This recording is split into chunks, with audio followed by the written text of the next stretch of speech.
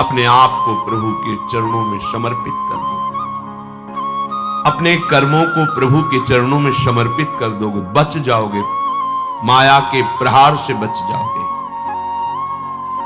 प्रभु कहते हैं जो शुभ शास्त्र के विधान के अनुसार कर्म किया गया, अशुभ जो शास्त्र के प्रतिकूल आचरण बन गया है, वो भी सब मैं संभाल लूंगा, तुम केवल मेरी शरण में हो जाओ, तुम्हें नहीं भोगना पड़ेगा, भगवान कह रहे हैं। अगर बुद्धि खराब है तो भगवान की बात समझ में कैसे आएगी। कितना बढ़िया कृपा करके भगवान हमें उपदेश कर रहे हैं। अगर शास्त्र प्रतिकूल भी आचरण हो गए तो तू चिंता मत कर, मेरी शरण में आ। अनंत माताओं जैसा दुलार लेकर प्रभु, पर अपने लोग ऐसे मूढ़ हैं, ऐसी मलिन बुद्धि है कि इस बात को हम समझते ही नहीं। मैं कर लूंगा, मैं सुखी हो जाऊंगा, मैं अभी तक ये किया है आगे भी ऐसा करूंगा। व्यर्थ का अभिमान पतन का मार्ग पुष्ट करता है। श्री भगवान कह रहे संन्यास योग का तात्पर्य होता है भगवान के चरणों में समर्पण करना, अर्पण करना। जब सब कुछ तू मेरे को अर्पण करेगा तो तू मुक्त हो जाएगा, जीवन मुक्त, और जीवन मुक्त परमानंद का अनुभव करता है। ये फल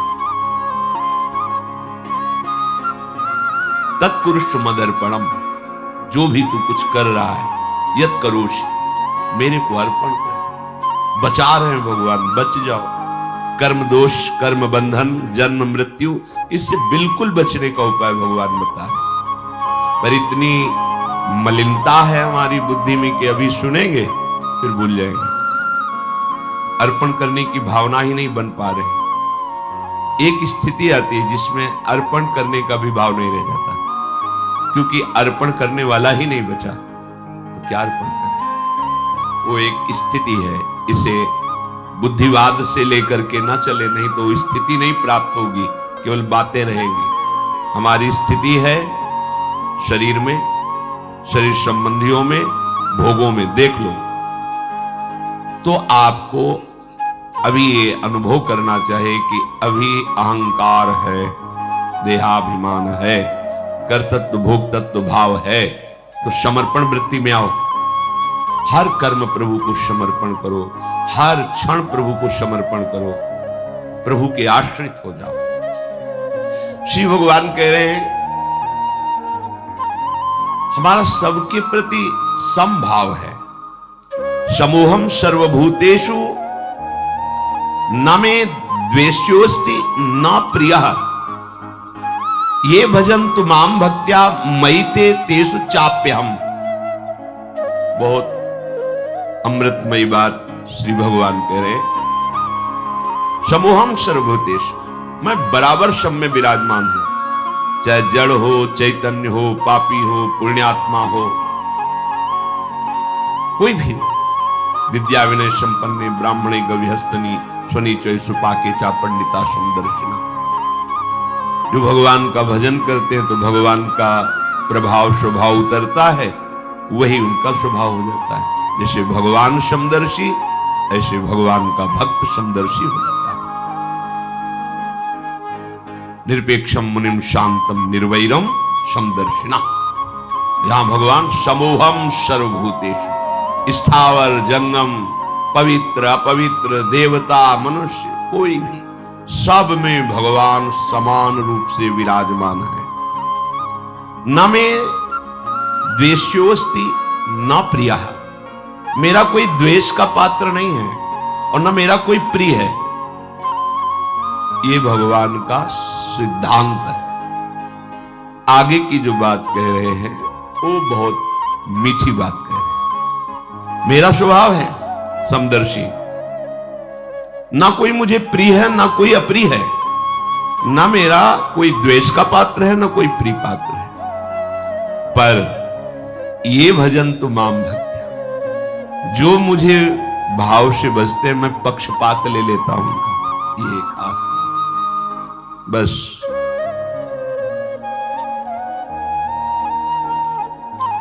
इसी बात से हम जीत गए। अगर केवल हिसाब हो तो हम कभी भगवत प्राप्ति नहीं कर सकते कि तुम जो करोगे वही तुम्हें मिलेगा, तो हम कभी भगवत प्राप्ति के लायक ही नहीं हो सकते। तो ये बात हमें जिता देती है। ये भजन्तु माम भक्त्या मयि ते तेषु चाप्यहम्, मैं उनमें प्रकाशित हो जाता हूं और वो मेरे में प्रकाशित, जो मुझे प्रेम से भजता है। अब प्रेम है कि नहीं ये तो पता नहीं, पर प्रभु के सिवा और कोई है नहीं। वही जीवन है, वही हमारे सब है। राधा राधा राधा, इससे जीत गए। अगर हमारे हिसाब में देखा जाए तो ऐसा कोई तप सृष्टि में नहीं है जो भगवान को खरीद सके। ऐसा कोई सिद्धांत नहीं जो भगवान को अधीन कर सके। जैसे मां मेरा बच्चा है ऐसा मान करके हर समय आंतरिक दृष्टि रखती है, जरा सा भय उपस्थित होने पर आगे खड़ी हो जाती है। ये तो एक अंश का वात्सल्य है, वो वात्सल्य समुद्र है। बस इसी बात से हम जीत गए। नहीं तो भगवान जब अपने स्वभाव में हो तो हम कभी भगवत प्राप्ति नहीं कर सकते। भगवान का स्वभाव क्या? समोहम सर्वभूतेषु न मे द्वेष्योस्ति न प्रिया, मेरा कोई प्रिय नहीं है और कोई अप्रिय नहीं है। फिर तो हमारी बात नहीं बन पाती। अगर हमारी बात बनी है तो उनके दुलार से बनी है। उनका दुलार कैसे अनुभव में आया, कैसे आता है? अपनापन करने से। मेरे प्रभु जैसे भी है हम आपके हैं नाथ, अब आपके सिवा हमारा कोई सहारा नहीं। और ये बात जब वाणी से हृदय में उतर जाती है तो फिर जो चमत्कार जीवन में होता है वो किसी और साधन से नहीं होता। मृत्यु से बचने के लिए बड़े बड़े उपाय किए जाते हैं। जब हार हो जाती है उपायों की, तब ये बात ध्यान आती है कि है कोई ऐसा जो मुझे बचा सकता है। नहीं, जीव का ऐसा स्वभाव बन गया है कि वो पहले भगवान की शरण होता ही नहीं है।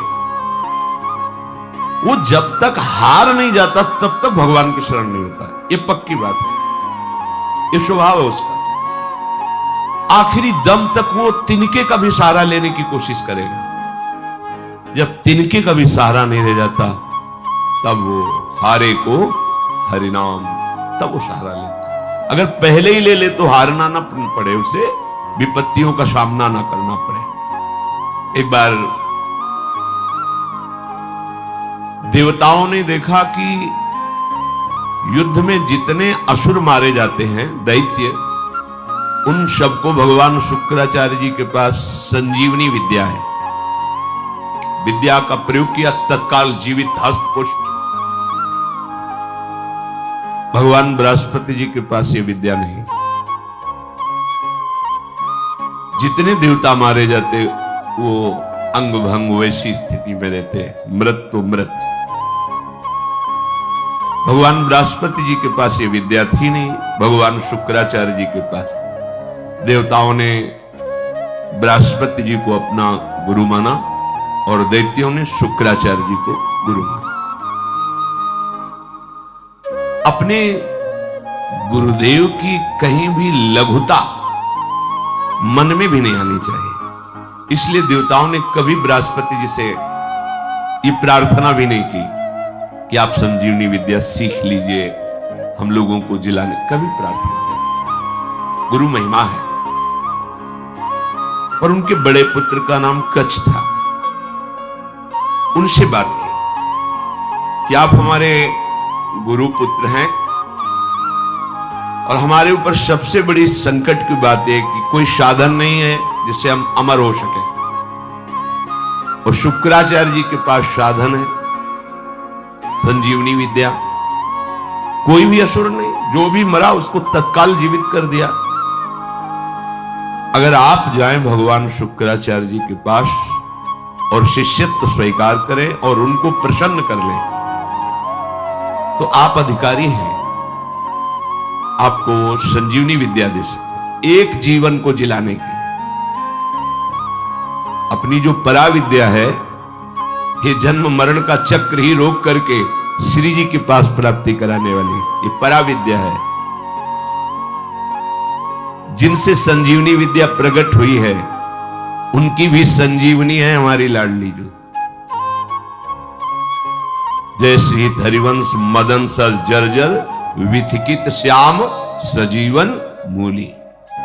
दिव्य प्रमोद रससार निजांग संग पीयूष बीच निचय रविसेचयंती कंदर्प कोटि सर मूर्छित नंद सोनु संजीवनी जयति कापी निकुंज देवी। ये जो अपने पास विद्या है ना, ये परा विद्या है, करोड़ों संजीवनी विद्या इसके समान नहीं, क्योंकि हमारी लाडली जो अनंत ब्रह्मांडों के ईश्वर भगवान श्री कृष्ण की भी संजीवनी मूरी है। संजीवनी जयति कापि निकुंज देवी।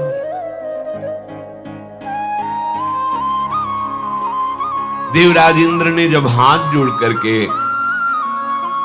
प्रार्थना की, बृहस्पति भगवान के बड़े पुत्र कच्छ अभी 9 किशोर अवस्था को प्राप्त हुए थे, उन्होंने कहा आप सब हमारे सम्माननीय हैं और आप हमको हमारे पिता बृहस्पति के समान आदर दे रहे हैं। अब हमारा कर्तव्य बनता है आपकी रक्षा करना। हम जा रहे हैं पर बड़ा संकटपूर्ण कार्य है, क्योंकि कोई भी दैत्य बर्दाश्त नहीं करेगा। हो सकता है मेरी मृत्यु भी हो जाए, पर आपके हित के लिए मैं मृत्यु का भी वरण करूंगा।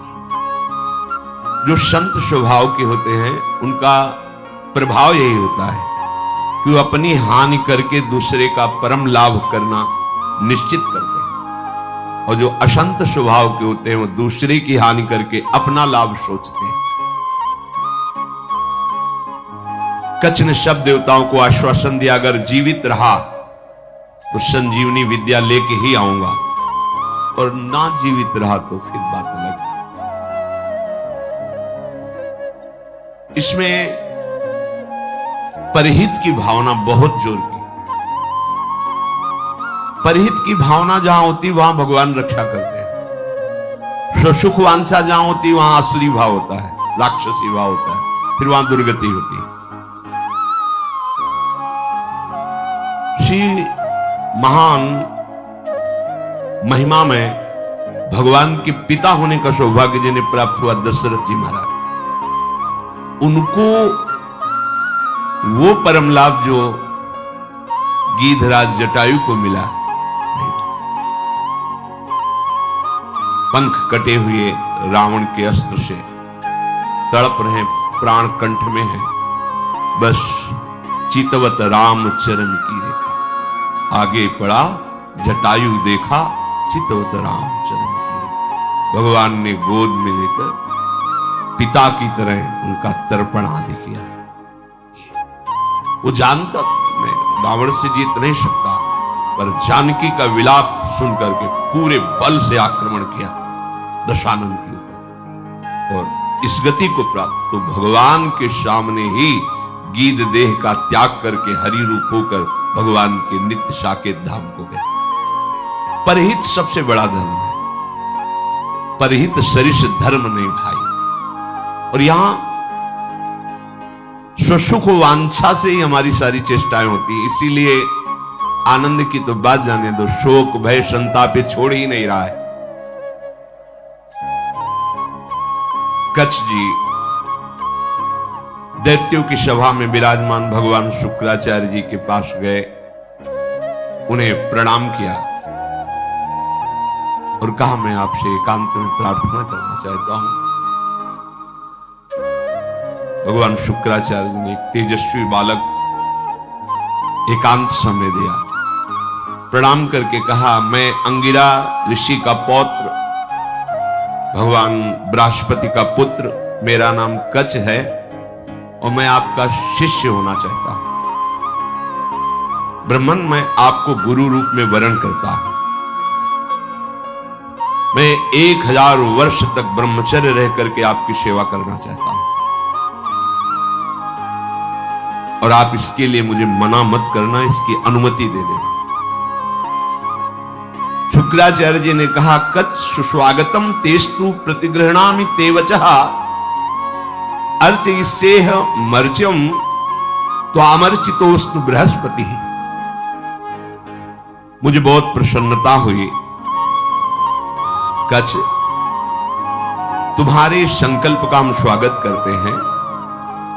शिष्य कौन है, किनका है, किस पक्ष का, ये नहीं देखा जाता। यदि वो शिष्यत्व स्वीकार कर रहा है और उसमें वो लक्षण हैं, तो बिना किसी संकोच के, बिना कोई विचार के उसको स्वीकार कर लिया जाता है। ये धर्म की मर्यादा है, उसमें फिर नहीं देखा जाता आप कौन, कहां के, कैसे। नहीं, आप में आर्त भाव है, शरणागत होना चाहते हैं, वो स्वीकृत है। मैं तुम्हें स्वीकार करता हूं। तुम्हारा ये जो संकल्प है आदर का पात्र है। तुम्हारा सम्मान करना भगवान बृहस्पति का सम्मान करना है। तब कच्छ ने कहा कि आपने बड़ी हम पर कृपा कर दी। महाकांतिमान कच्छ बड़े ही सुंदर थे। उनके सामने जल लेकर संकल्प किया, 1000 वर्ष तक मैं अखंड ब्रह्मचर्य रहूंगा। शुक्राचार्य जी ने कहा, मेरे ही भवन में तुम्हें अब रहना होगा और तुम प्रकाशित मत होइए कि मैं बृहस्पति पुत्र हूं, क्योंकि दैत्यों में देवताओं के प्रति द्वेष भाव है, वो अमंगल कर देंगे। और मेरी ये पुत्री देवयानी तुम्हारी ही अवस्था की है, नवकिशोर अवस्था ही, यौवन के पदार्पण की भूमिका को कहते हैं। तारुण्य प्रथमो प्रवेश समय, इसे किशोर अवस्था कहते हैं। तरुण अवस्था की प्रवेश की, अभी जवान नहीं कह सकते, वो प्रवेश स्थिति, ये बड़ी देव स्थिति होती है। तुम हमारी पुत्री का प्रिय करो, उसकी आज्ञा में रहो, अपना ही घर है, ऐसे निर्भय होकर रहो, पर बाहर सावधानी से ही निकलना, क्योंकि दैत्य जन ये जान न पावे कि तुम हमारे पास रहे हो। अभी कोई संजीवनी विद्या की बात भी नहीं की। देवयानी से कहा, अब ये यही रहेंगे। 1000 वर्ष तक का इन्होंने नियम पूर्वक ब्रह्मचर्य का संकल्प लिया है। देवयानी जी ने स्वीकार किया उनको। वो सदैव देवयानी के सामने हाथ जोड़कर प्रणाम करना, उनकी आज्ञा में रहना, जैसे गुरु वैसे गुरु पुत्री, ऐसा भाव। 500 वर्ष व्यतीत हो गए ब्रह्मचर्य से रहते हुए और गुरु भवन में सेवा करते हुए। कोई नहीं जान पाया। एक दिन किसी गुप्तचर ने दैत्यराज को बताया कि भगवान शुक्राचार्य के घर में कोई नवकिशोर बालक बहुत ही देदीप्यमान, कांतिवान, काफी समय से रह रहा है। अब 500 वर्ष से कुछ हुआ नहीं था, इसलिए छूट भी हो गई थी। तो जो भविष्यान्नी के लिए गायें थी, उनको चराने के लिए जंगल में चले जाते। गुप्तचरों ने दैत्यों को बताया कि इस समय वो नौयुवक वन में गाय चराने गया हुआ है और एकांत प्रदेश है, और हमने पता लगाया वो युवक कोई और नहीं, बृहस्पति जी का पुत्र कच्छ है। गुप्तचर भी बड़ी विद्या से युक्त होते हैं पूरा, और मुझे लग रहा है कि ये सब एक देवताओं का प्लान है जो संजीवनी विद्या सीखने के लिए भेजा है। अब आपका क्या आदेश है? तो आदेश क्या, उसे मार के फेंक दो, पर ऐसी सावधानी से मार करके उसे अलग अलग करो जिससे शुक्राचार्य जी जिला न पावे। एकांत प्रदेश में वो गौएं चरा रहे थे। दैत्यों ने जाकर अस्त्र शस्त्र से उन्हें छोटे छोटे टुकड़े काट डाले कच्छ के, और कुत्तों को खवा दिया। देखो, एक संजीवनी विद्या के लिए कष्ट सहना, और ये तो अंतिम है, अब संसार चक्र में ही नहीं आना। इसके लिए अगर एक बार कोई हमारे ऊपर प्रहार करे या शरीर छूट जाए तो मेरा घाटा थोड़ी है। शरीर तो ऐसे ही छूटना है। अगर मुझे शरीर छोड़ने पर श्री जी मिल जाती है तो सस्ता बड़ा सौदा है, बहुत सस्ता सौदा। प्राण दिए यह प्रेम न पाइए, और मुझे मिल रहा है। तो दौड़ के पहले नंबर में खड़े होना चाहिए। ये तो एक संजीवनी विद्या है, प्राप्त तो है। दैत्यों के पास इतने सामर्थ्यशाली महात्मा भी हैं, क्या उनका स्वभाव बदला? क्या वो आनंद से तृप्त हुए क्या? लेकिन राधा राधा कह के देखो, ये राधा नाम परा विद्या है, अमृत है, तुम्हें तृप्त कर देगा। समस्त कामनाएं भस्म करके, कर्म बंधन से मुक्त करके, प्रेम में डुबोकर श्री जी के पास पहुंचा देगा। जहां न आना है न जाना है, जहां पाना तो खूब है, न गैस बनेगी, न मल बनेगा, न मूत्र बनेगा। दिव्य, न बुढ़ापा है, न कोई पीड़ा है, न कोई रोग है, चिदानंद शरीर। कोई भय नहीं कि कभी हटा दिए जाएंगे, दूसरा आएगा तो हमारी जगह ले लेगा, ऐसा नहीं। बस वहीं विश्राम मिलेगा। चलना है, मन में ठान लो, चलना है। पर यह बात कि जिस मार्ग में हम चल रहे हैं उसमें फूल ही फूल नहीं मिलेंगे, शूल भी मिलेंगे। शूल को देख के डरना नहीं, वो शूल फूल बन जाएंगे। पर आप सोचो कि अब हम तो भजन में चले तो सब जयमाला पहनावे हमें प्रणाम करें, नमस्कार करें, तो भूल जाना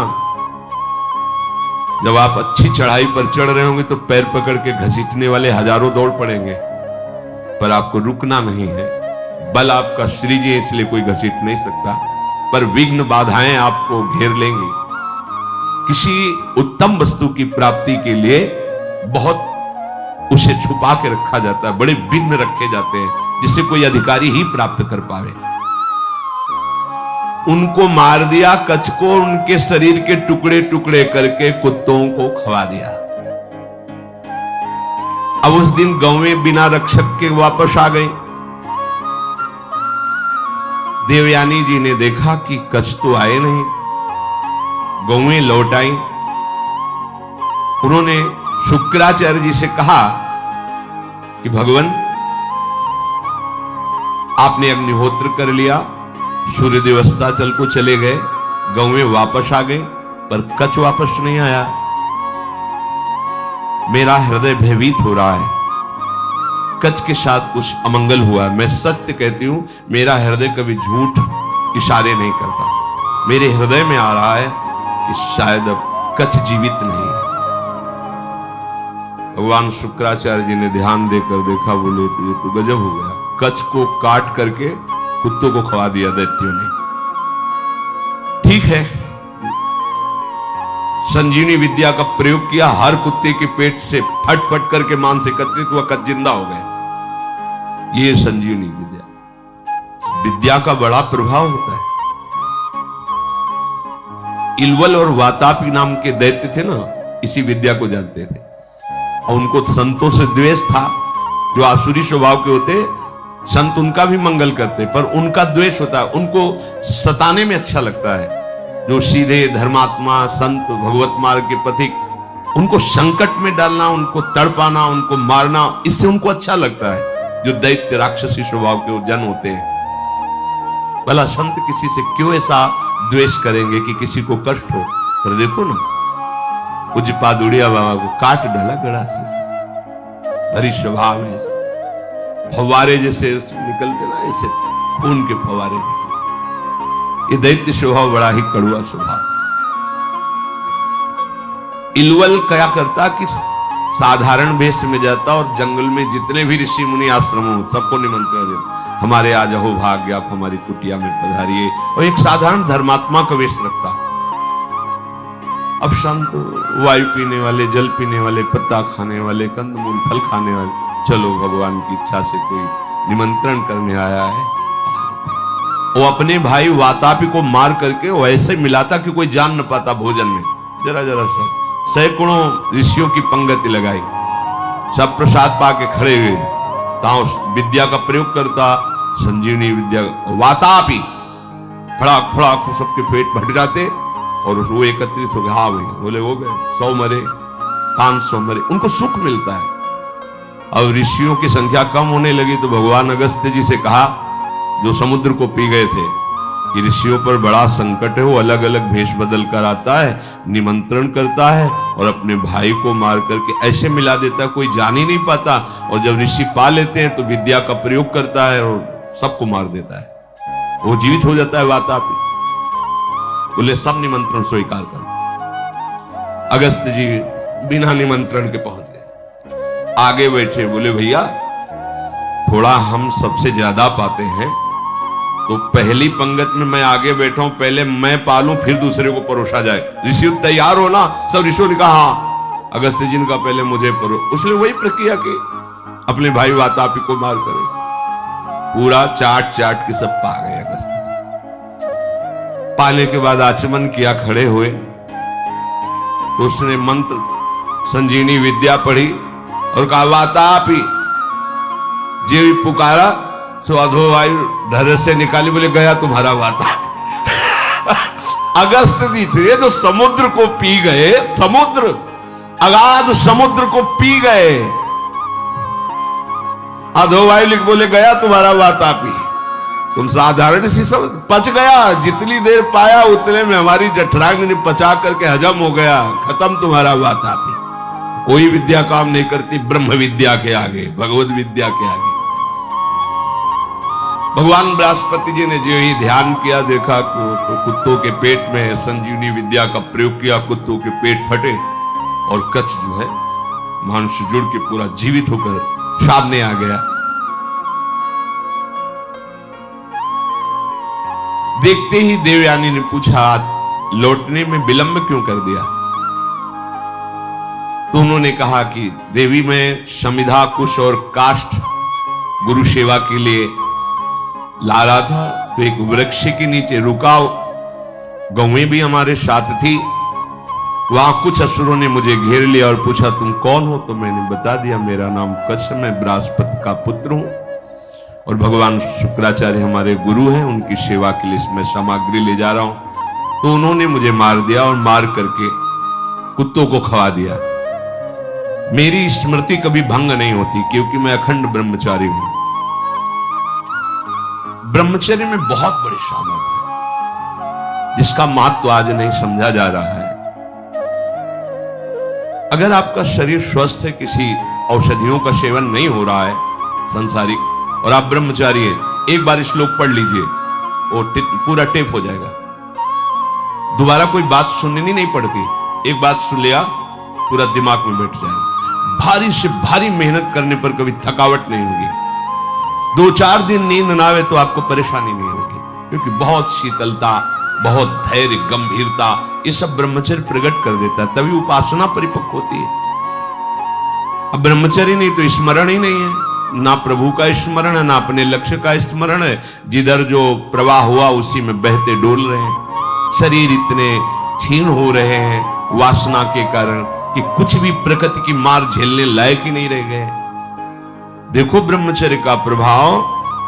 कच्छ कह रहे मुझे पूरा स्मरण है, मेरी स्मृति कभी भंग नहीं होती। जब हमारे गुरुदेव ने संजीवनी विद्या का प्रयोग किया तो फिर मैं जीवित होकर तुम्हारे सामने उपस्थित हूं।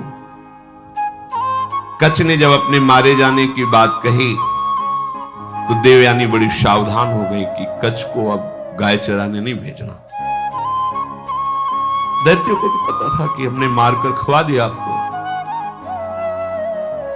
एक दिन सेवा के लिए कुछ पुष्प की आवश्यकता हुई तो देवयानी ने कहा पास के ही जंगल से पुष्प ले आइए। दैत्य दूर से निगरानी रखते थे, उन्होंने देखा कच्छ तो जिंदा है, जाकर के सोचा कच्छ जिंदा है, बोले वापस फूल लेके न जाने पावे, अब की क्या करें? बोले मारो, मार के जलाओ, जला के राख जो है समुद्र में बहा दो।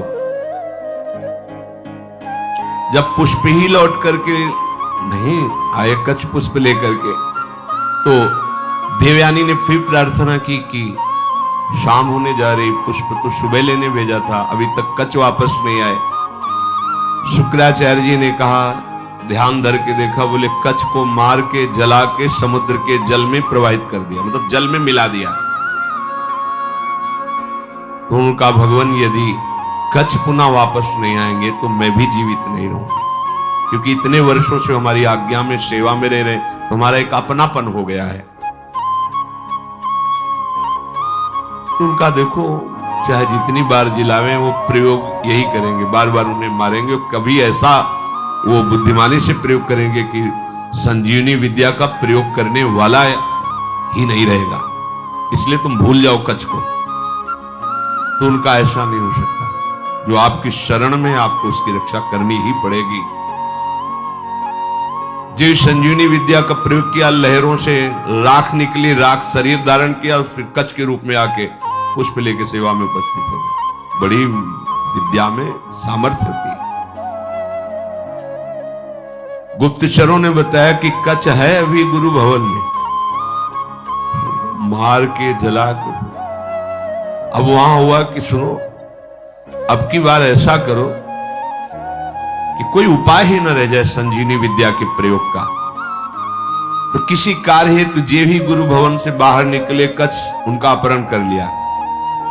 कच्छ को मार करके जलाया, जला करके छान करके उस राख को सुरा में मिला करके अंगूर आदि के रस में और शुक्राचार्य जी के ही पास पहुंचा दिया। जो सेवा में था, जो ही दिया, भगवान शुक्राचार्य पी गए। शुक्राचार्य जी पी गए। देवयानी ने कहा पूरा दिन हो गया, कच्छ के दर्शन नहीं हो रहे। अब बताया बार बार वो, अगर हम संजीवनी विद्या का प्रयोग भी करेंगे तो मार ही डालेंगे, इसलिए तुम छोड़ो, क्यों चिंता करते हो। उन्होंने कहा भगवान आप ये निश्चित समझ लीजिए कि शरणागत हैं वो हमारे, और मैं उनकी रक्षा किए बिना जीवित नहीं रह सकती। आपसे सच कहती हूं, यदि मैंने कच्छ का दर्शन नहीं किया तो अपना जीवन नष्ट कर दूंगी। प्यार तो होता ही परिवार के जनों से। शुक्राचार्य जी ने कहा बेटी, बृहस्पति का पुत्र कच्छ इस बार ऐसी घटना में स्थित है, या तुम्हारे पिता रहेंगे या कच्छ रहेगा। देवयानी तुम शोक छोड़ो, रो मत। तुम्हारी जैसी विवेकशालिनी और शास्त्र स्वाध्याय करने वाली युवती के लिए ऐसा रोना या ऐसी बात कहना मैं जीवन त्याग दूंगी, ये उचित नहीं है। असंभव है अब जिलाना कच्छ को। बोले क्यों? बोले हमारे पेट में पहुंच चुका है। तो ध्यान के द्वारा देखा कि अंगूर आदि के रसों में सुरा मिला के उनको पिला दिया। बोले कच्छ को हम ही को पिला दिया गया। ऐसे ये द्वेषी है दैत्यजन कि बाहर से तो पेट फाड़ के निकाल दिए सबके, सब जगह से बुला लिया। अब अगर हम विद्या का प्रयोग करते हैं तो हमारी मृत्यु हो जाएगी, क्योंकि निकलेगी। देवयानी ने कहा कि मेरे दुख को अगर दूर करना चाहते हैं तो कच्छ को बुलाना ही पड़ेगा। तो उन्होंने कहा इसमें कोई संशय नहीं कि दैत्य लोग बहुत द्वेषी हैं। मेरे शिष्य को मार डाला है भयंकर शोभा वाले दैत्य।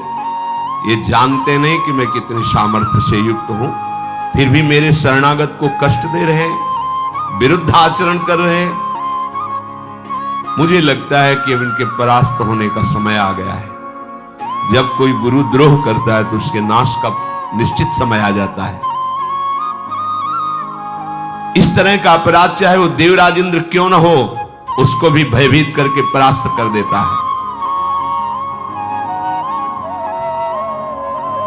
जो ब्रह्मचर्य के पालन में रत है, मेरी आज्ञा में रहता है, मुझे बहुत प्रिय है, उसका कोई अहित करे तो मानो मेरा ही अहित कर रहा है।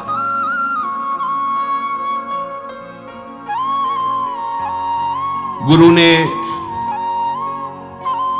मन में विचार किया कि अब कैसे उसको जिलाए। तो कच्छ तुम मेरी बात सुन रहे हो, संजीवनी विद्या का ध्यान करते हुए कहा। तो अंदर से कच्छ बोले हाँ गुरुदेव सुन रहा हूं, बहुत भयभीत भी हूं, क्योंकि मैं आपकी आंतों के बीच में फंस गया हूं। विद्या के प्रभाव से अंदर से आवाज, गुरुदेव आप प्रसन्न हो, मैं आपको प्रणाम करता हूं। जैसे पुत्र का पिता पर और पिता का पुत्र पर स्नेह होता है, उसी प्रकार हमारा आपके प्रति और आपका हमारे प्रति स्नेह है। शुक्राचार्य जी ने कहा उस समय मैं नहीं जान पाया जिस समय तुम हमारे मुख द्वार से उदर में गए, तो उनका गुरुदेव आपके प्रसाद से और ब्रह्मचर्य से मेरी स्मरण शक्ति मरने पर भी नहीं छूटती। मुझे पूरी याद है, यदि आपने संजीवनी विद्या का प्रभाव किया और मैंने आपके पेट को फाड़ा तो सबसे बड़ा कलंकी मैं कहलाऊंगा कि गुरुदेव की हत्या करने वाला है। गुरुदेव, यद्यपि मैं कष्ट में हूं पर मैं आपके पेट को, आप ऐसा संजीवनी विद्या का प्रयोग मत कीजिए जिससे आपकी मृत्यु हो जाए। मैं हर क्लेश सह सकता हूं लेकिन गुरु के विरुद्ध नहीं चल सकता। आचार्यपाद, असुरों ने मुझे मार करके मेरे शरीर को जलाकर चूर्ण बना करके और अंगूर आदि के रस में मिलाकर आपको पिला दिया है। ब्राह्मी, आसुरी, दैवी तीनों मायाओं की आप ज्ञाता हैं। आपके होते हुए कोई भी माया उल्लंघन नहीं कर सकती। शुक्राचार्य जी का बेटी दूसरा कोई कार्य कहो तो तुम्हारा प्रिय कर दे। अब कच्छ को बचा पाना बड़ा कठिन है, थोड़ी देर में मेरी आते कच्छ को पचा लेंगे। मेरे उदर के विदीर्ण होने के सिवा कोई दूसरा उपाय नहीं रह गया। अगर मैं ब्रह्म विद्या का प्रयोग करता हूं तो मेरे उदर में वो जीवित होंगे, उनका उदर, मेरा उदर फटेगा, मैं मर जाऊंगा। देवयानी जी ने कहा, पिताजी कच्छ का नाश नहीं होना चाहिए क्योंकि आपका शरणागत शिष्य है और आपका वध होना ये मैं देख नहीं सकती, सह नहीं सकती। आप बड़े प्रवीण हैं, दोनों के बीच का रास्ता निकालिए। शुक्राचार्य जी ने कहा, बृहस्पति के पुत्र कच्छ, तुम हमारी बात सुन रहे हो? देवयानी तुम पे प्रसन्न है और मैं भी तुम्हारा हित करना चाहता हूं, इसलिए तुम सुनो, मैं तुम्हें मृत संजीवनी विद्या देता हूं। आए भी इसीलिए थे, आज तक नहीं कहा था। गुरु की शरण जिस भाव से हुआ जाता है, बिना मांगे वो बात पूरी हो जाती है यदि आपकी निष्ठा और भावना है। देखो, ऐसी परिस्थिति दैत्यों ने प्रकट की विपरीत, लेकिन वही विपरीतता इनके लिए अनुकूलता का स्वरूप हो गई। शुक्राचार्य जी ने कहा, तुम सुनो, मैं तुम्हें संजीवनी विद्या का उपदेश करता हूं।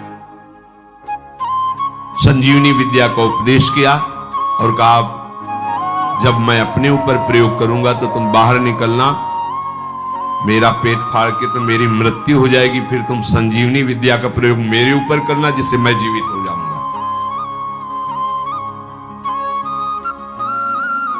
मेरे इस शरीर से जीवित निकलकर तुम मेरे वास्तविक पुत्र बन जाओगे क्योंकि मेरे उदर में रहे तो। गुरु से विद्या प्राप्त करके सामर्थ्यशाली होने पर भी शिष्य को सदैव गुरु के प्रति दोष दृष्टि से रहित धर्मयुक्त दासता का भाव ही रखना चाहिए। तो भगवान शुक्राचार्य से संजीवनी विद्या प्राप्त करके उन्होंने कहा, प्रभु मेरी स्मरण में आ गई संजीवनी विद्या। जो ही प्रयोग किया, संजीवनी, शुक्राचार्य जी का पेट फटा और कच्छ बाहर निकले। बड़ा ही तेजस्वी स्वरूप संजीवनी विद्या प्राप्त करने के बाद और हो गया कच्छ का, मानो मूर्तिमान वेद रूप धारण करके आ गए हो। शुक्राचार्य गुरुदेव को भूमि में मृत पड़ा देख करके उन्होंने अपनी गुरु विद्या संजीवनी का प्रयोग किया। जो ही प्रयोग किया ते ही उठ खड़े हुए भगवान शुक्राचार्य, साष्टांग प्रणाम किया।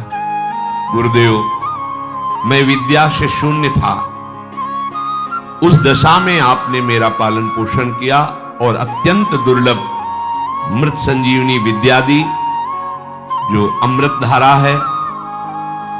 कोई भी महात्मा ऐसा कैसे हो सकता है कि अपने ऐसे उपकार करने वाले गुरुदेव को कभी भी दुखी कर सके।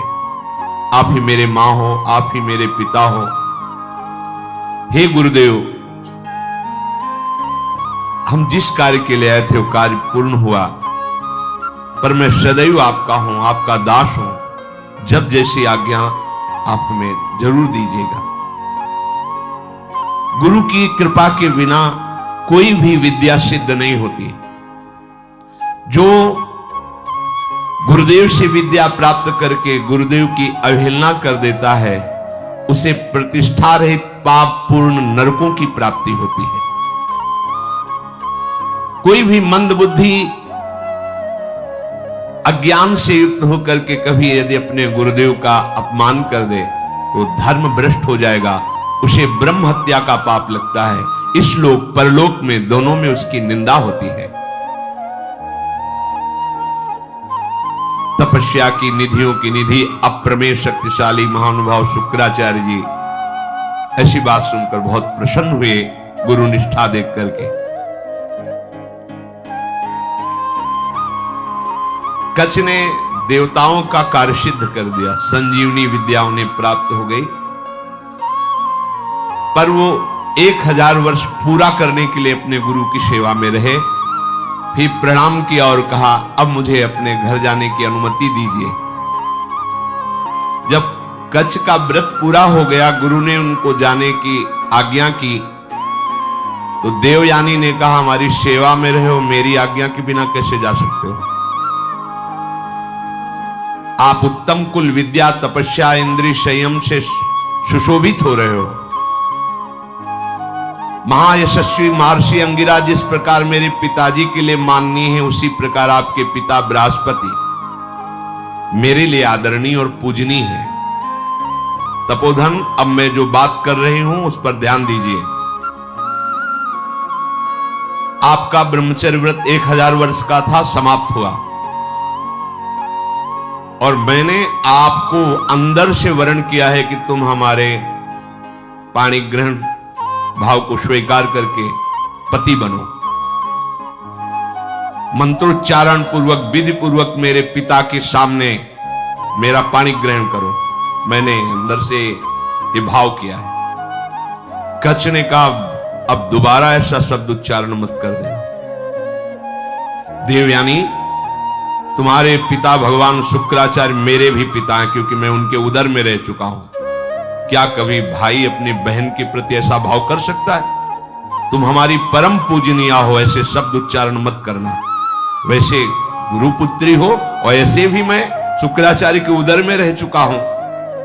महात्मा भार्गव को तुम प्राणों से भी अधिक प्यारी हो। गुरुपुत्री होने के कारण मेरी परम पूजनीय बहन हो तुम। ऐसे शब्द उच्चारण मत करो। देवयानी, जैसे मेरे गुरुदेव तुम्हारे पिता शुक्राचार्य सदा मेरे माननीय है, बिल्कुल उसी तरह मैं गुरुदेव की तरह तुम्हारा सम्मान करता हूं, तुम्हारी आज्ञा में रहा हूं। ऐसी बात मैं सुनना भी नहीं चाहता। देवयानी ने कहा, मैं आपका सम्मान करती हूं, आपकी भावना का, लेकिन जब से आप आए हैं और आज तक मैंने आपकी प्राणों की रक्षा की। मेरे ही कारण आप जीवित हो, मेरे ही कारण तुम्हें संजीवनी विद्या मिली। मैं हठ ना करती, तुम हमारे पिता के हाथों में ही पच जाते। इसलिए तुम्हारा जीवन मेरा दिया हुआ जीवन है। इसलिए सौहार्द के साथ मैं कहती हूं कि मैं उत्तम भक्ति के द्वारा तुम्हारी आराधना करूंगी। तुम धर्म के ज्ञाता हो, मेरे प्रति ऐसा भाव त्याग दो और मेरा पाणी ग्रहण स्वीकार करो। कच्छ ने कहा, उत्तम व्रत का आचरण करने वाली देवयानी, मैं तुम्हारी इस आज्ञा का कदापि पालन नहीं कर सकता। तुम्हें प्रसन्न होना चाहिए मेरे ऊपर। मैं तुम्हें गुरु से भी बढ़कर पूज्य दृष्टि से सदैव देखा हूं। मेरे हृदय में कभी तुम्हारे प्रति ऐसा भाव नहीं आया। मैं तुम्हारी ये बात नहीं सुन सकता। तुम मेरी बहन थी, बहन हो और बहन ही रहोगी, ये मेरा दृढ़ निश्चय है। अब मैं तुम्हारा आशीर्वाद चाहता हूं, मुझे आशीर्वाद दो और मैं अपने देवलोक को जाता हूं। तुम्हारा मंगल हो। ऐसा कहकर के प्रणाम किया कच्छ ने। यद्यपि धर्म से युक्त कच्छ की वाणी थी, देवयानी को गुस्सा आ गया। उनका, हमारी बात को ठुकरा रहे हो तो मैं श्राप देती हूं। जिस कार्य के लिए तुमने कठोर तपस्या की, यहां आए, संजीवनी विद्या सीखी, तुम्हारी संजीवनी विद्या निष्फल हो जाए। यह है, मिलते मिलते भी बात बिगड़ जाती, लेकिन हरि शरणम में बात नहीं बिगड़ती। ध्यान रखना। निमिषहु ना अकृपा जब चितय। ये सब इतिहास इसीलिए तुम्हें सुना रहे हैं कि हमारे भगवान की शरणागति कितनी मीठी मृदु है। घोर अपराध बन जाने पर भी भगवान कभी त्यागते नहीं। इतना कई बार मरना पड़ा जिस संजीवनी विद्या के लिए, उसी का शाप मिल गया, निष्फल हो जाए। अब तो होश हो गए। जिसके लिए इतना श्रम हो निष्फल। देवयानी, ये तुमने धर्मयुक्त कार्य नहीं किया। तुम गुरुपुत्री हो, गुरुपुत्री समझकर तुम्हें क्षमा करता रहा जब तुम बार बार पाणी ग्रहण की बात करती रही। मैंने आज तक कभी तुम्हें दोष दृष्टि से नहीं देखा, और तुम कामना से युक्त होने के कारण हमें शाप दे दिया। इसलिए मैं तुम्हें आज शाप देता हूं। आज के बाद कोई भी ब्रह्म ऋषि कुमार तुम्हारा पाणी ग्रहण ही नहीं करेगा।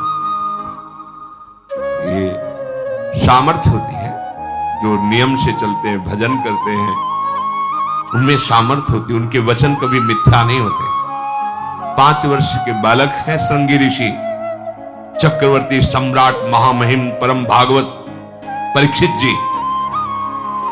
जे ही श्रृंगी ऋषि स्नान कर रहे थे, बालकों ने आके कहा तुम्हारे पिता के गले में मरा हुआ सांप महाराज परीक्षित ने डाल दिया है। और उपहास, मेरे समाधिस्थ पिता का उपहास, ये इतना उच्छृंखलता कैसे आ गई? ये तो महाभागवत थे, ऐसा कैसे? इसका मतलब ये समझते हैं कि इनके ऊपर कोई शासन करने वाला नहीं। जल उठाया और कहा इनको पता नहीं कि ऋषि बालकों में अपनी तपस्या का इतना बड़ा बल है कि हम देवराज इंद्र को भी शाप दे सकते हैं। ये क्या है? मैं शाप देता हूं, आज के 7वें दिन विशाल काय तक्षक सर्प डसेगा और इस राजा की मृत्यु हो जाएगी। अमोघ, कोई नहीं काट पाया। 5 वर्ष के बालक श्रृंगी ऋषि। तुमने काम के वशीभूत होकर के मेरी विद्या को निष्फल होने का शाप दे दिया, तो तुम्हारा पाणी ग्रहण संस्कार की जो भावना है, कोई भी ब्रह्म ऋषि कुमार तुम्हारा वरण नहीं करेगा। ये मेरा शाप है। गई विद्या गई। देखा कितना श्रम और हाथ क्या लगा। अब देवताओं को भारी समस्या का फिर कोई उपाय नहीं। अब जब कोई उपाय नहीं होता, तब एक उपाय जागृत होता है, हरि शरणम। सब देवताओं ने भगवान को पुकारा, क्योंकि दैत्य बल से भी आसुरी स्वभाव में, और गुरु का इतना बड़ा प्रताप, संजीवनी विद्या संपन्न गुरु, कोई उपाय नहीं कि बचने का। प्रार्थना ब्रह्मा जी से की। ब्रह्मा जी, भगवान शंकर, शव देवता, सुमेरु पर्वत 4 लाख वहां एकत्रित हुए और भगवान की सबने प्रार्थना की, स्तुति की। जो स्तुति की श्री भगवान सामने प्रकट हो गए। आर्त भाव की हुई स्तुति तत्काल अनुभव कराती कि भगवान हमारी बात सुन रहे हैं। वो भाव आना कठिन होता है। अगर वो भाव आ जाए तो पुकारते ही भगवान आपको दिखाई देंगे। उसे आर्त भाव कहते हैं। जैसे गजेंद्र ने आर्त भाव में पुकारा, द्रौपदी जी ने आर्त भाव, एक क्षण भी नहीं लगा भगवान उपस्थित हो। ऐसे समस्त देवता, भगवान ब्रह्मा शंकर आदि ने जब आर्त भाव से भगवान को पुकारा कि एकमात्र भगवान श्री हरि ही अब हमारी रक्षा कर सकते हैं, वही उपाय कर सकते हैं। जे भी भगवान श्री हरि सुमेरु पर्वत पर प्रकट हुए, समस्त देवता, ब्रह्मा जी, भगवान शंकर ने देखा कि जैसे करोड़ों सूर्य एक साथ उदय हो गए हो, ऐसी आभा प्रकट हुई। किसी भी देवता की नेत्रों में सामर्थ्य नहीं थी उस आभा की तरफ देख सके। इसलिए इस श्लोक आता है सुधा, तेजो रूप निकुंज एव कलयन नेत्रादि पिंड स्थितम। निकुंज ऐसा तेजोमय है कि किसी की सामर्थ्य नहीं देख सके। जब लाडली जी की सखियों की कृपा होती, जो आचार्य रूप से आई, वो जब दिव्य नेत्र देते तब निकुंज को, करोड़ों सूर्य एक साथ जैसे प्रकट हो गए, ऐसी कांति प्रकट हुई। सबकी आंखें चौंधे आ गईं, सब बेसुध हो रहे हैं। भगवान ब्रह्मा शंकर आदि सावधान होकर के सुंदर झांकी की। उस तेज के बीच में मरकतमणि पन्ने के समान स्वच्छ श्यामल शरीर, जैसे कमल के भीतरी भाग के समान सुकुमार नेत्र, लाल लाल डोरियां, चमकता हुआ करोड़ों बिजलियों की कांति वाला पीतांबर, सर्वांग सुंदर श्याम शरीर, रोम रोम से सुंदरता फूट पड़ रही है। धनुष के समान टेढ़ी भौहें, बड़ा सुंदर मुख, महामणिमय किरीट, भुजाओं में बाजूबंद, कानों में झलकते हुए कुंडलों की चमक, कपोल सुंदर खिले हुए, करधनी में लड़ियां, हाथों में कंगन, गले में चरणों तक माला। भगवान श्री हरि प्रकट हुए। जो ही भगवान प्रकट हुए तो भगवान के दिव्य पार्षद आसपास सब सेवा में उपस्थित, सुदर्शन चक्र आदि मूर्तिमान पार्षद रूप होकर सेवा में रहते हैं। जब आदेश होता है तो वस्त्र रूप धारण करके फिर लीला करते हैं, जैसा आदेश भगवान का होता है।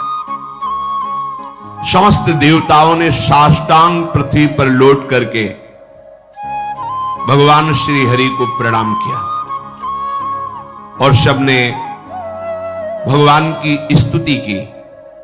अजात जन्म स्थिति संयमाया गुणाय, निर्वाण सुखार्णवाय, अणुरणिम्ने परिगण्य धाम्ने, महानुभावाय नमो नमस्ते। संपूर्ण सृष्टि का प्रादुर्भाव, स्थिति और प्रलय ये आपसे ही होती है, पर आप इससे संबंध नहीं रखते। होती आपसे ही है पर आप इससे संबंध नहीं रखते। जैसे चुंबक के आकर्षण से लोहा जो जड़ है वो चलायमान होता है, पर चुंबक की कोई इच्छा नहीं होती, उसका स्वाभाविक ऐसा आकर्षण है, उसमें हलचल पैदा हो जाती है। ऐसे ही श्री भगवान की सामर्थ्य से सृष्टि का सृजन पालन लय होता रहता। भगवान निर्लेप है, निर्विकार है, प्राकृत गुणों से रहित एवं मोक्ष स्वरूप परमानंद के महान समुद्र, सूक्ष्म से भी सूक्ष्म और महान से भी महान, हे परमेश्वरशाली प्रभु श्री हरि, हम आपको बार बार नमस्कार करते हैं।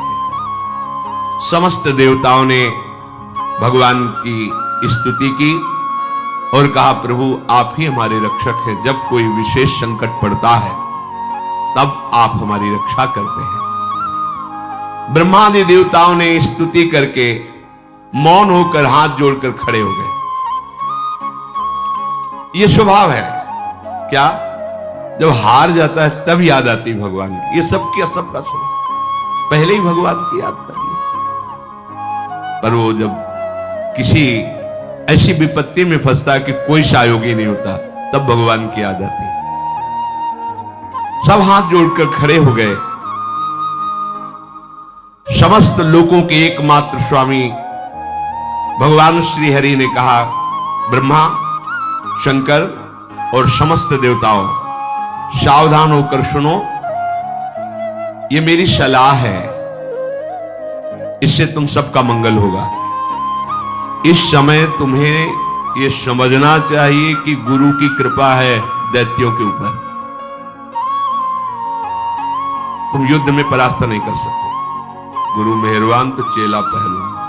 भगवान कह रहे हैं तुम परास्त नहीं कर सकते। असुरों पर काल का एक छत्र कृपा प्रसाद है, क्योंकि वो गुरु सेवा में शुक्राचार्य जी को अनुकूल किए हुए हैं। उनकी इस समय कोई भी अभ्युदय या अवनति नहीं कर सकता। हमारा विचार है कि इस समय तुम्हें अस्त्र शस्त्र रहित होकर उनकी सभा में जाना चाहिए, नमस्कार करना चाहिए, उनसे मित्रता करनी चाहिए और फिर एक बड़ा कार्य का अनुष्ठान करो। जब तुम्हारा कार्य सिद्ध हो जाए फिर तुम भले उनसे लड़ाई करना। तुम्हारा कार्य होगा समुद्र मंथन, जिससे अमृत निकलेगा। उस अमृत को तुम पी लोगे तो संजीवनी विद्या की जरूरत ही नहीं। कोई देवता मरेगा ही नहीं, पर अमृत अकेले नहीं निकलेगा, मंथन में प्रयत्न करेंगे वो भी, पर वो अहंकार और द्वेष से युक्त होने के कारण उस अमृत के अधिकारी नहीं है। वो अमृत तुम्ही को मिलेगा। वो अमृत का प्रभाव है, जरा सा भी मुख में चला जाए तो कभी वो मरेगा नहीं। इसलिए अमृत पीकर देवता भी परम शांत या परमानंद में निमग्न नहीं है, वो भी अंदर से भयभीत रहते हैं, उनके अंदर भी कामनाएं हैं। इसलिए ये अमृत काम का नहीं है। अपने कौन सा अमृत?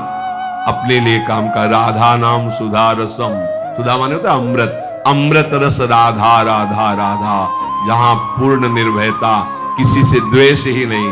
हरिवंश नाम लीन जे अजात शत्रु ते सदा। व्यवस्था मैं करूंगा, मंदराचल की मथानी होगी, वासुकी नाग की नेति होगी, समुद्र का मंथन करने की पूरी व्यवस्था मैं करूंगा। आलस्य प्रमाद छोड़कर विश्वास करो और जाओ, हाथ जोड़ो, प्रणाम करो दैत्यों को और उनको मिलाओ, अपने मित्र बनाओ, और फिर ये बताओ कि दोनों मिलकर समुद्र मंथन करें और उसमें से अमृत निकलेगा और हम सब पान कर लेंगे।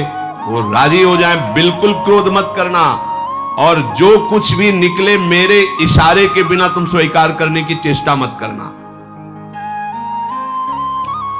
देवताओं को आदेश देकर भगवान श्री हरि उन्हीं के बीच में अंतर्धान हो गए।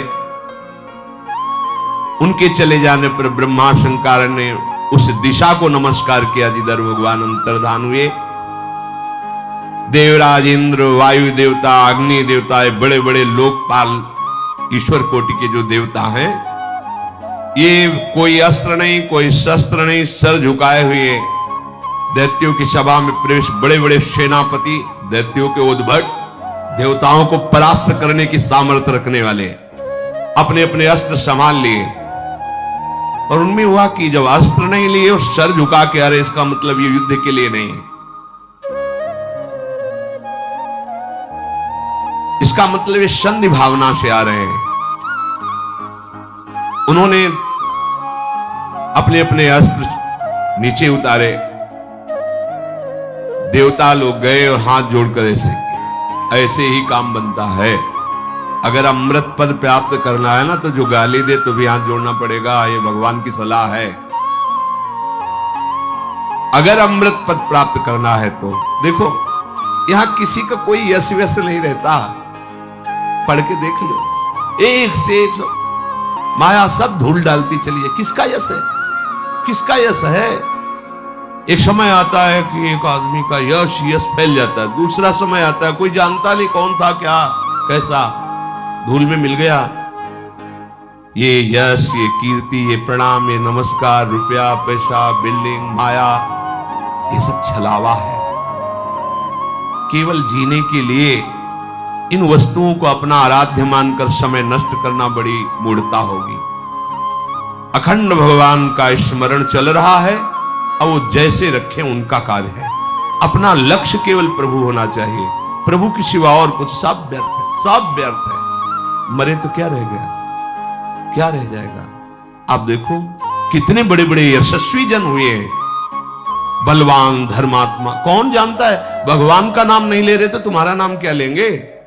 और यहां इतनी बुद्धि हमारी देहाभिमान से युक्त है कि अगर परोपकार के लिए छोटा सा पौशाला भी खोलेंगे तो पूरे परिवार का मैं जिला पता तक, नंबर तक उसमें डाल देंगे। ऐसा देहाभिमान पूर्ण। अगर एक पंखा लगाएंगे तो हर पंखुड़ी में वो नाम लिखा होगा, जिला लिखा होगा, बाप माता का सबका नाम, मतलब एक पंखे से ही पूरे पितर तर जाएंगे।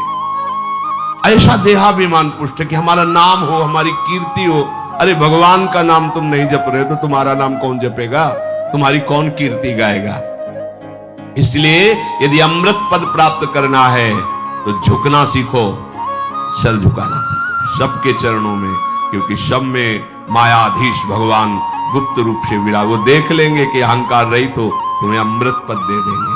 भगवान ने सलाह दी, यदि तुम्हें अमृत पान करना है तो तुम्हें सर झुकाना पड़ेगा। इसीलिए भगवान के भक्तों को देखो, कितना भी सताया जाए कभी विरोध नहीं करते। जोई जोई प्यारो करे सोई मुझे भावे। समस्त संपत्तियों से सेवित असुर सेनापतियों से सुरक्षित उस सभा में देवताओं ने कहा कि हमारे मन में एक विचार आया है, क्या आप लोग सहयोग करेंगे? हम दोनों मिलकर के यदि समुद्र मंथन करें और उससे अमृत निकलेगा, पक्का निकलेगा, हमें विश्वास है, क्योंकि भगवान ने बताया था। अगर आपको जचे तो आप स्वीकृति दे दो, तो उपाय किया जाए अमृत मंथन का। तो वहां शंबर, अरिष्ट नेमी, त्रिपुर निवासी बड़े बड़े बलवान दैत्य बैठे थे। उनका अमृत मिल जाएगा तब तो सब बढ़िया बात बन गई। अब इसमें समझौता की क्या बात है, हम सब एक ही है, चलो समुद्र मंथन प्रारंभ करते हैं। सबने मंथन के लिए स्वीकृति दे दी, समुद्र मंथन के लिए। भगवान ने बताया था कि मंदराचल की मथानी होगी, 11,000 योजन ऊपर, 11,000 नीचे। एक योजन का मतलब 4 कोस, 11,000 का मतलब 11 का मतलब 44,000 कोस, 44,000 कोस ऊंचे। और नीचे मूल जड़ भी 11,000 उखाड़ के लाना है समुद्र के समीप, और इसकी मथानी बनानी है। मंथन किसका हो रहा है? समुद्र का। अब बड़े बड़े बलवान देवता दैत्य मंदराचल को ललकारते हुए, गरजते हुए उखाड़ तो लिया, पर फिर संभाल नहीं पाए तो सैकड़ों देवता और दैत्य चटनी बन गए, इतना बड़ा पहाड़। अब देवताओं ने भगवान का स्मरण किया कि प्रभु शुरुआत से अमंगल शुरू हो गया, और डर गए सब कि अब ये तो घटना इतनी घट गई, इसी में हजारों देवता दैत्य पिस गए, तो कैसे काम चलेगा। भगवान जिनकी पंखों से सामवेद उच्चारण होता है, उन गरुण जी के ऊपर विराजमान मंद मंद मुस्कुराते हुए आए, जो देवता दानों चकनाचूर हो चुके थे। किसी के कंधे टूट गए थे, किसी का हाथ टूट गया, किसी के कमर टूट गई, कोई मर गया।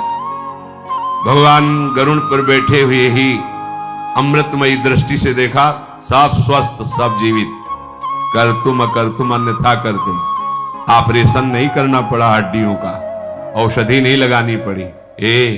समझो, भगवान बिना औषधि के भी, सारी औषधियों में सामर्थ्य उन्हीं के है। अगर कोई औषधि काम कर रही है तो भगवान की ही सामर्थ्य है। वो आपको, आपके मन को, आपके हृदय को परम शीतल कर देंगे। इसलिए सब औषधियों की औषधि हरिनाम है, विश्वास करो। अमृतमयी दृष्टि से सबको स्वस्थ और जीवित कर दिया।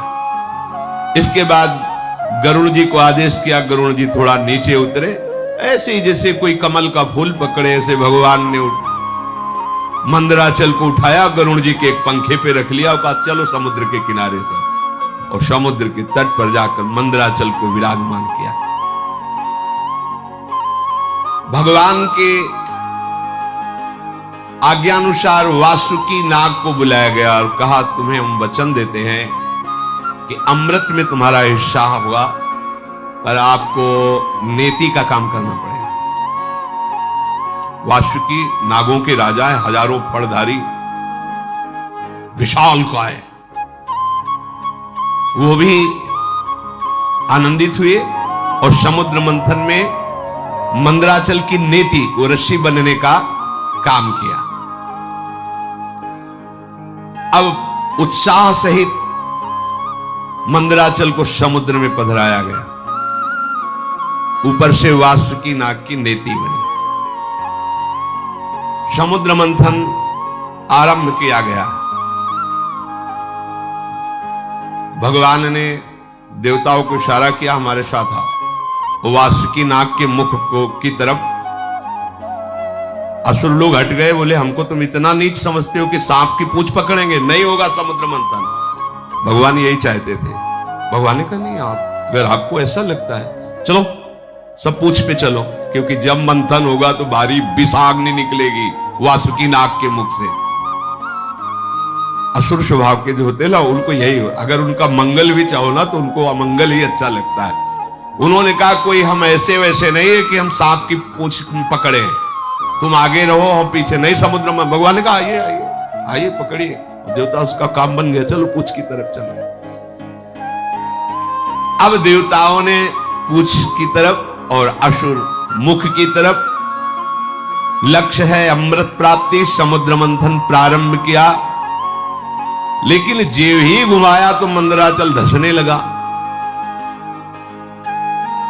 फिर भगवान से कदम कदम पर भगवान की जरूरत है भगवत प्राप्ति के लिए।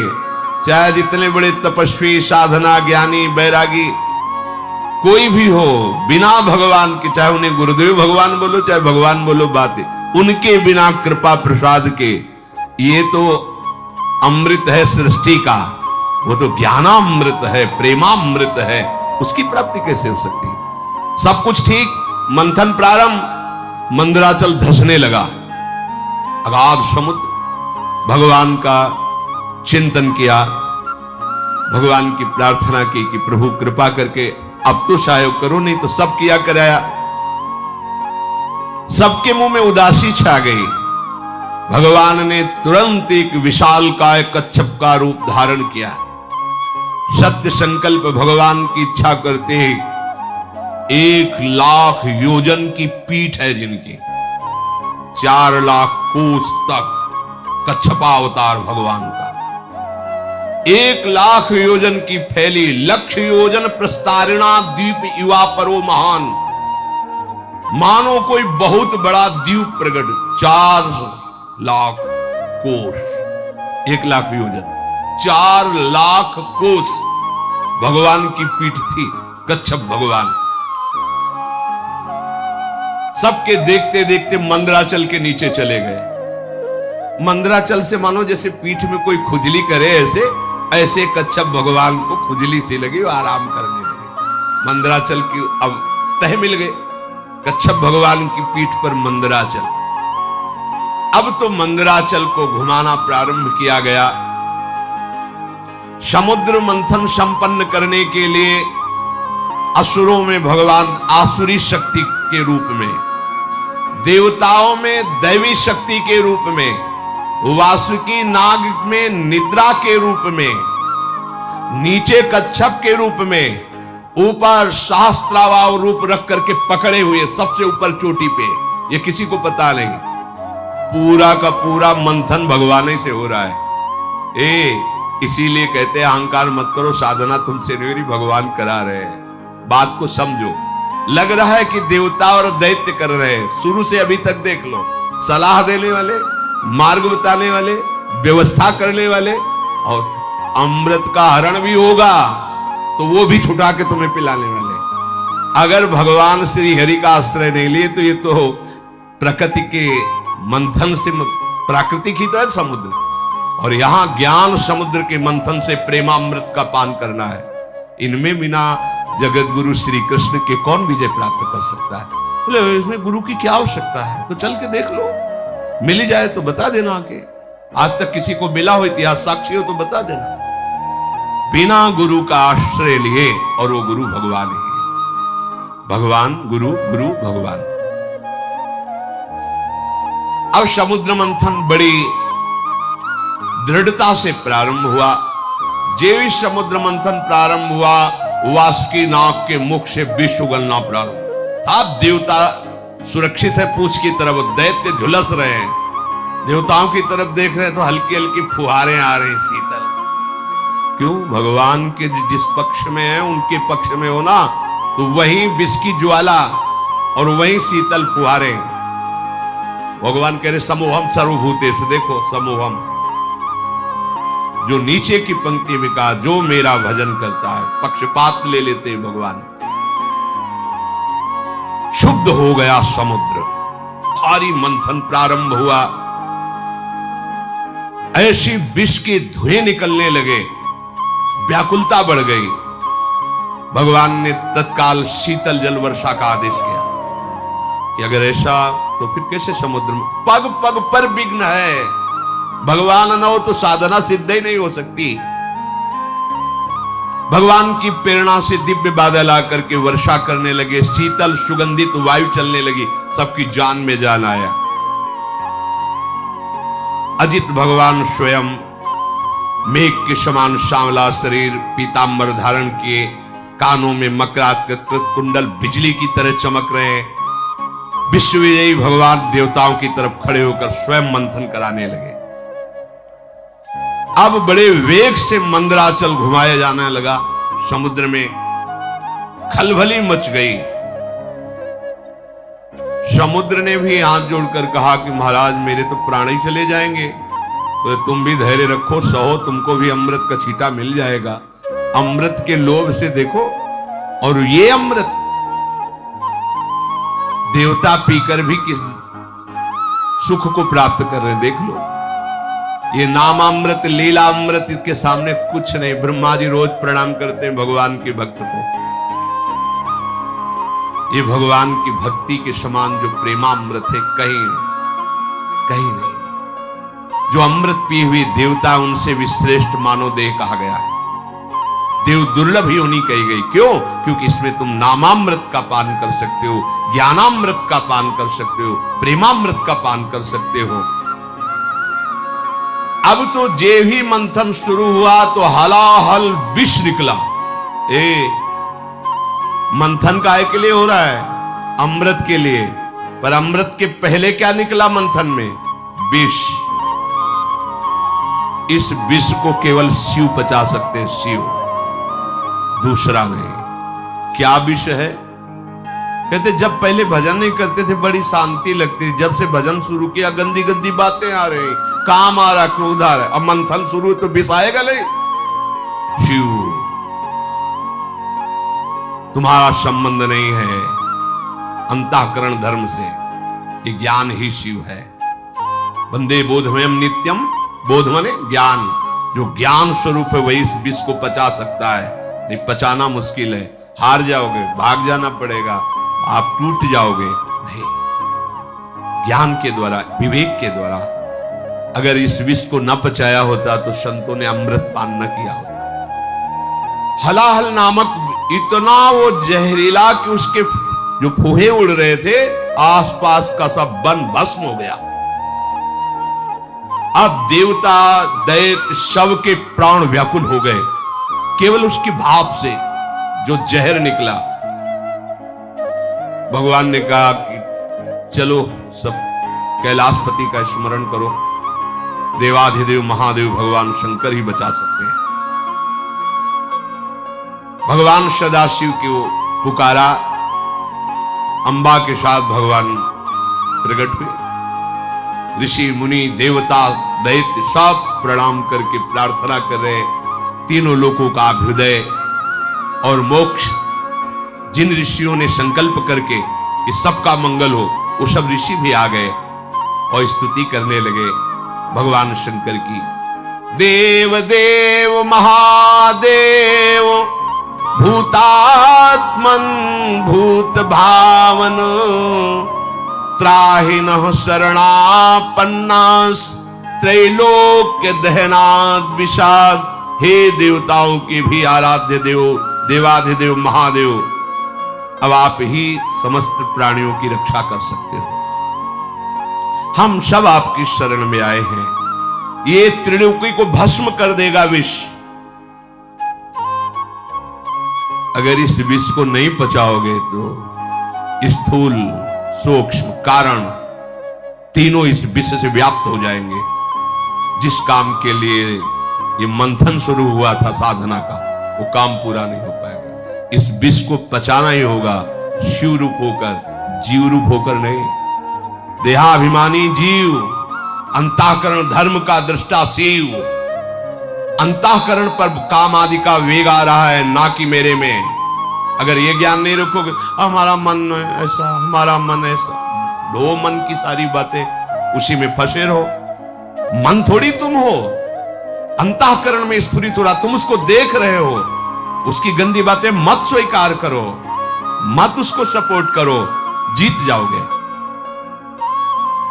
ये त्रिलोकी को भस्म करने वाले उग्र विष से आप हमारी रक्षा कीजिए। भगवान शंकर से जब स्तुति की, समस्त लोकपालों ने प्रजा का संकट देखकर अकारण करुणा करने वाले भगवान शंकर ने अपनी प्रिया अंबा सती जी से कहा, देवी देखो तो बड़ा संकट उपस्थित हुआ इनके ऊपर। यद्यपि लालसा थी अमृत की, निकला पहले विष।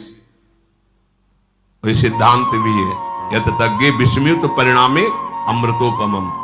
ये विष जैसा लगता है, 2 बजे उठना, फिर दिनचर्या करना, ब्रह्मचर्य से रहना, भजन की भावना में डूबना, किसी से कोई भी व्यवहार नहीं, मनोरंजन नहीं, ये सब विष जैसा लगता है, इसका परिणाम अमृत होगा। अब मेरा कर्तव्य बनता है कि मैं इन्हें निर्भय कर दूं।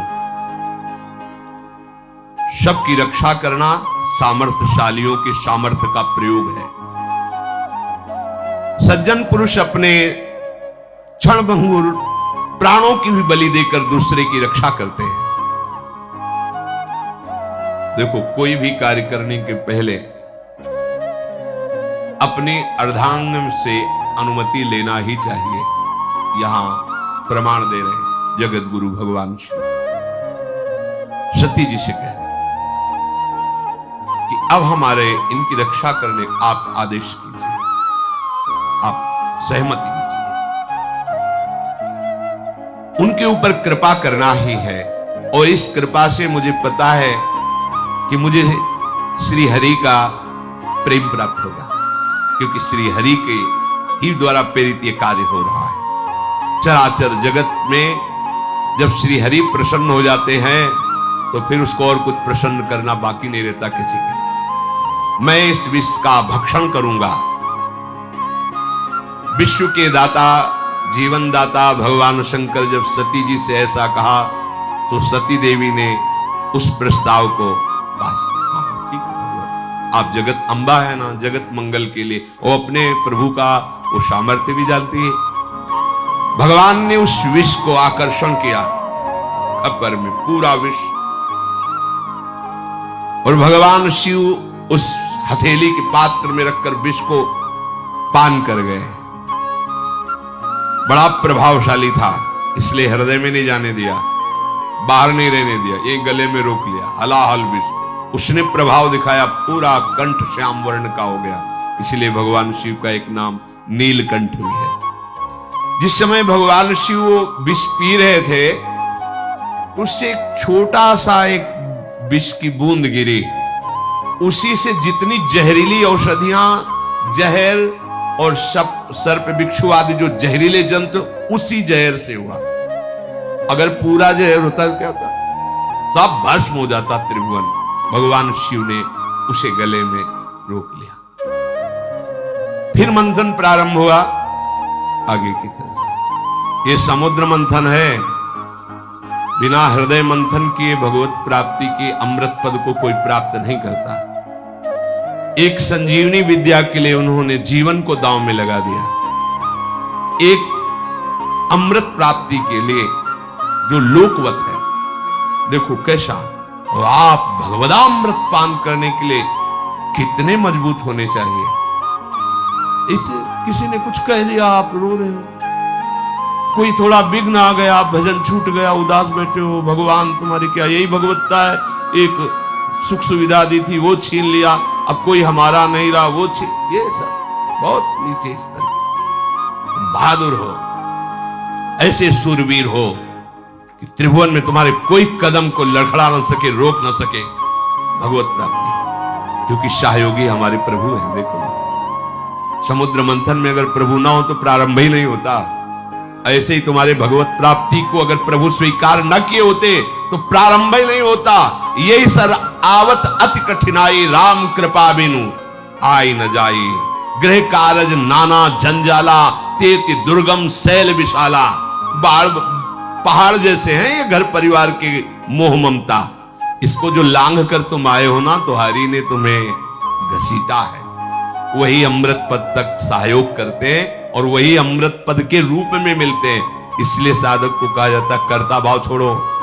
ये मत सोचो कि आप कुछ कर रहे हो, आपसे प्रभु करा रहे हैं। जैसे समुद्र मंथन में सब कुछ प्रभु कर रहे हैं। मंदराचल लाने वाले सलाह देने वाले अर्थात प्रेरणा करने वाले, फिर मंदराचल को लाने वाले, फिर मंदराचल को रोकने वाले, फिर ऊपर से मंदराचल को दबाने वाले, वासुकी नाग में निद्रा के रूप में, देवताओं में दैवी शक्ति के रूप में, असुरों में आसुरी शक्ति के, वही सब रूप में कर हमारे जो भी भागवतिक साधना होती मेरे प्रभु मेरे हृदय में बैठकर करा रहे हैं। कर्ता भोक्ता भाव नष्ट हो जाएगा, अमृत पद की प्राप्ति होगी।